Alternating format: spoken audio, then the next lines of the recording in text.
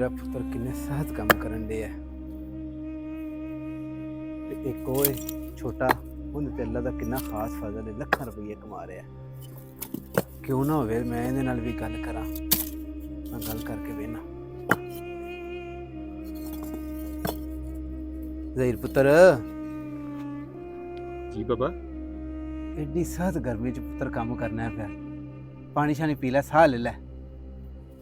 ਉਹ ਨਹੀਂ ਬਾਬਾ, ਕੰਮ ਤਾਂ ਕਰਨਾ ਹੀ ਹੈ ਨਾ। ਫਿਰ ਕੰਮ ਨਾ ਕਰਿਆ ਬਗੈਰ ਵੀ ਗੁਜ਼ਾਰਾ ਨਹੀਂ ਨਾ ਹੈ। ਮੇਰੇ ਕੋਲੋਂ ਵੇਖੇ ਨਹੀਂ ਜਾਂਦੇ ਤੇਰੇ ਹਾਲਾਤ। ਇੰਨਾ ਤੂੰ ਕੰਮ ਕਰਦਾ ਰਹਿਣਾ ਸਾਰਾ ਦਿਨ ਤੇ ਸਾਡਾ ਸ਼ਾਮ ਨੂੰ ਟੁੱਕਰ ਹੀ ਚੱਲਦਾ ਹੈ।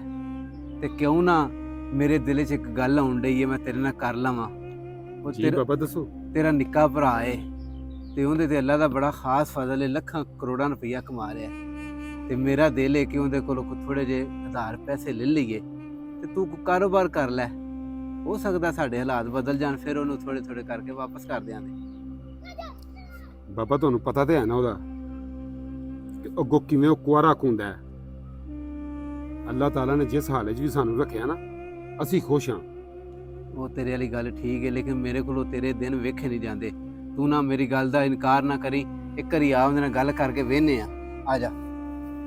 ਬਾਬਾ ਸਹੀ ਪੁੱਛੇ ਨਾ ਤੇ ਮੇਰਾ ਦਿਲ ਨਹੀਂ ਮੰਨਦਾ ਉਹਦੇ ਕੋਲ ਜਾਣ ਉਹ ਤੇ ਜੇ ਤੂੰ ਮੈਨੂੰ ਇੰਨਾ ਹੀ ਮਜਬੂਰ ਕਰਨਾ ਨਾ ਤੇ ਕੋਈ ਗੱਲ ਨਹੀਂ ਬਾਬਾ, ਮੈਂ ਤੇਰੇ ਅੱਗੇ ਨਕਾਰੀ ਨਹੀਂ ਕਰਦਾ।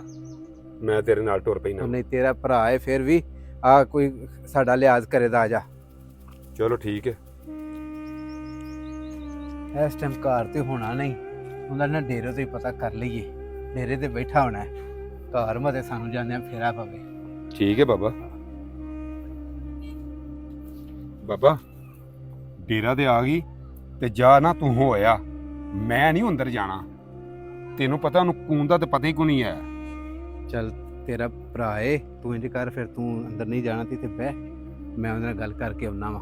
ਹਾਂ ਠੀਕ ਹੈ ਬਾਬਾ, ਮੈਂ ਇੱਥੇ ਬਹਿਣਾ ਵਾ। ਤੂੰ ਨਾ ਅੰਦਰੋਂ ਹੋਇਆ, ਜਾ ਲਗਾ ਜਾ, ਮੈਂ ਨਾ ਇੱਥੇ ਬਹਿਣਾ।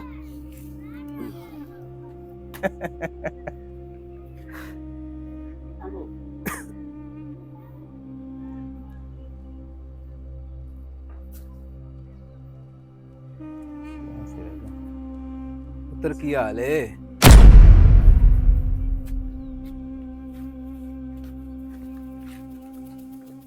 ਤੈਨੂੰ ਮੈਂ ਕਿੰਨੀ ਵਾਰੀ ਆਖਿਆ ਕਿ ਮੇਰੇ ਡੇਰੇ ਤੇ ਇੰਜ ਨਾ ਆਇਆ ਕਿ ਜਦੋਂ ਮੇਰੇ ਯਾਰ ਬੈਠੇ ਹੋਣ। ਤੂੰ ਫੇਰ ਮੂੰਹ ਚੁੱਕਿਆ ਹੁੰਦਾ ਤਾਂ ਭੱਜ ਆਉਣਾ ਮੈਂ। ਮੈਂ ਪੁੱਤਰ ਤੇਰੇ ਨਾਲ ਇੱਕ ਗੱਲ ਉਹ ਕਰਨੀ। ਕਿਹੜੀ ਗੱਲ ਕਰਨੀ? ਮੈਂ ਘਰ ਆ ਕੇ ਤੇਰੇ ਨਾਲ ਸੁਣ ਲਾਂ ਦਾ ਗੱਲ। ਚੱਲ ਘਰ, ਮੈਨੂੰ ਪਤਾ ਤੂੰ ਜਿਹੜੀ ਗੱਲ ਕਰਨੀ। ਚੱਲ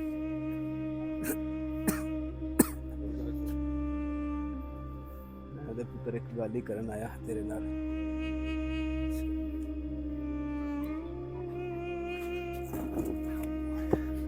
वसीम साहब है बाबा कौन से? ਉਹ ਇੱਕ ਮੰਗਣ ਵਾਲਾ ਸੀ, ਆਂਦਾ ਸੀ ਕਿ ਮੇਰੀ ਮਦਦ ਕਰ ਦਿਓ, ਮੇਰੇ ਹਾਲਾਤ ਨਹੀਂ ਠੀਕ ਹੈ ਘਰ ਦੇ। ਤੇ ਮੈਂ ਉਹਦੀ ਮਦਦ ਕੀਤੀ ਹੈ। अच्छा अच्छा। ਹਾਂਜੀ। ਮੇਰੇ ਭਰਾ ਕੋ ਪੈਸਾ ਤੇ ਬੜਾ ਆ ਗਿਆ ਹੈ, ਪਰ ਜਦੋਂ ਦਾ ਪੈਸਾ ਆਇਆ ਨਾ, ਉਹਨੂੰ ਵੱਡੇ ਛੋਟੇ ਦੀ ਪਛਾਣ ਹੀ ਕੋਈ ਨਹੀਂ ਰਹੀ। ਪਿਓ ਮੇਰਾ ਗਿਆ, ਪਿਓ ਮੇਰੇ ਦੀ ਇੱਜ਼ਤ ਰੱਖ ਦਵੇ ਹੁਣ।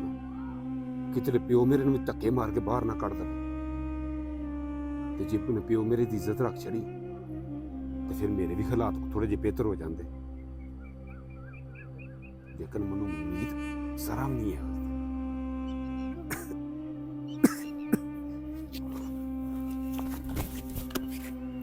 बाबा क्या हुआ? नहीं कुछ नहीं होया, चलिए घर। बाबा की आंदा दे भरा मेरा? ਉਹਨੇ ਠੀਕ ਹੈ, ਉਹਨੇ ਕੁਝ ਨਹੀਂ ਆਖਿਆ। ਚਲਿਏ, ਹੋ ਜਾਏਦਾ ਕੰਮ, ਠੀਕ ਹੈ। ਪਾਪਾ ਤੁਹਾਡਾ ਚਿਹਰਾ ਹੀ ਮੈਨੂੰ ਦੱਸਦਾ ਪਿਆ, ਉਹਨੇ ਜ਼ਰੂਰ ਤੁਹਾਡੀ ਬੇਇੱਜ਼ਤੀ ਕੀਤੀ ਹੈ। ਸਹੀ ਦੱਸੋ ਕੀ ਪੈਂਦਾ ਸੀ ਤੁਹਾਨੂੰ? ਪੁੱਤਰ ਜਦੋਂ ਬੰਦੇ ਕੋਲ ਪੈਸਾ ਆ ਜਾਏ ਨਾ ਤੇ ਉਹਨੂੰ ਰਿਸ਼ਤਿਆਂ ਦੀ ਕਦਰ ਭੁੱਲ ਜਾਂਦੀ ਹੈ। ਚੱਲ ਘਰ ਜਾ ਗੱਲ ਕਰਨੇ, ਆ ਜਾ। ਬਾਬਾ ਮੈਂ ਤੁਹਾਨੂੰ ਮਨਾ ਕੀਤਾ ਸੀ ਨਾ ਕਿ ਤੁਸੀਂ ਨਾ ਜਾਓ ਉਹਦੇ ਕੋਲ।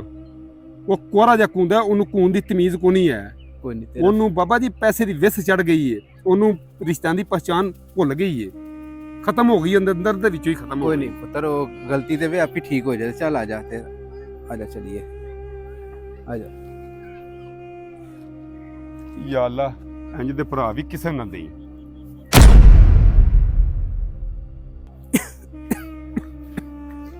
ਯਾ ਅੱਲਾ, ਮੈਨੂੰ ਇੰਨਾ ਪੈਸਾ ਨਾ ਦੇਈ ਕਿ ਮੈਂ ਆਪਣੇ ਮਾਪਿਓ ਦੀ ਪਛਾਣ ਹੀ ਭੁੱਲ ਜਾ। ਯਾ ਅੱਲਾ ਤੇਰਾ ਸ਼ੁਕਰ ਹੈ, ਸਾਰ ਨੂੰ ਵੱਡੀ ਦੌਲਤ ਮੈਨੂੰ ਇਹ ਦਿੱਤੀ ਹੈ ਤੂੰ ਕਿ ਮੇਰਾ ਮਾਪਿਓ ਮੇਰੇ ਨਾਲ ਹੈ। ਯਾ ਅੱਲਾ ਤੇਰਾ ਸ਼ੁਕਰ ਹੈ।